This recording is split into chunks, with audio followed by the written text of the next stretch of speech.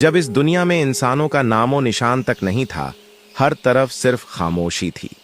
न कोई जानवर था और न ही जिंदगी की कोई अलामत। उसी खामोशी में एक दिन अल्लाह रब्बुल आलमीन ने अपने तमाम फरिश्तों को हुक्म दिया कि ए मेरे फरिश्तों, मेरे अर्श ए आज़म के करीब जमा हो जाओ।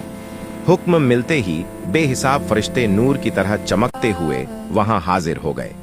तब अल्लाह ताला ने फरमाया, मैं जमीन पर अपना एक खलीफा भेजना चाहता हूं। यह सुनकर फरिश्ते हैरान हो गए और अदब से अर्ज किया, ऐ हमारे परवरदिगार, क्या आप ऐसी मखलूकों को जमीन पर भेजना चाहते हैं जो वहां फसाद करेगी और खून खराबा मचाएगी, जबकि हम हर वक्त आपकी तस्बीह और इबादत में मशगूल रहते हैं। अल्लाह ताला ने फरमाया, मैं वह जानता हूं जो तुम नहीं जानते। फिर अल्लाह ताला ने अपने अजीम फरिश्तों को जमीन पर भेजा कि वहां से मिट्टी लेकर आई। जब फरिश्ते जमीन पर पहुंचे तो मिट्टी रोने लगी और गिड़गिड़ाकर कहने लगी कि मुझे न ले जाओ, क्योंकि मुझसे पैदा होने वाले इंसान नाफरमानी करेंगे और जब अजाब आएगा तो मुझे भी उसे सहना पड़ेगा।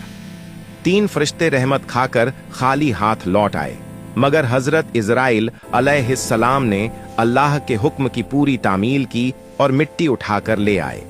अल्लाह ताला उनकी इताअत से खुश हुए और उन्हें इंसानों की रूहें कब्ज करने की जिम्मेदारी अता फरमाई। उसी मिट्टी से वक्त गुजरने के बाद हजरत आदम अलैहिस्सलाम का जिस्म तैयार किया गया और उसे जन्नत में रखा गया। एक लंबा अरसा गुजर गया, मगर जिस्म बेजान रहा। फिर अल्लाह के हुक्म से उसमें रूह फूंकी गई। जैसे ही रूह जिस्म में दाखिल हुई, आदम अलैहिस्सलाम की आंखें खुल गईं और उनकी जुबान से पहला लफ्ज निकला, अल्हम्दुलिल्लाह। फिर फरिश्तों को हुक्म दिया गया कि आदम को सजदा करो। सब फरिश्तों ने सजदा किया सिवाय अजाजील के, जिसने तकब्बुर किया और यहीं से वह इब्लीस बन गया और हमेशा के लिए लानत का हकदार ठहरा। अल्लाह ताला ने आदम अलैहिस्सलाम को जन्नत की तमाम नेमतें अता फरमाईं, मगर उनके दिल में तन्हाई थी। फिर अल्लाह ने बीबी हव्वा अलैहिस्सलाम को पैदा फरमाया और जन्नत में दोनों का निकाह मुकम्मल हुआ।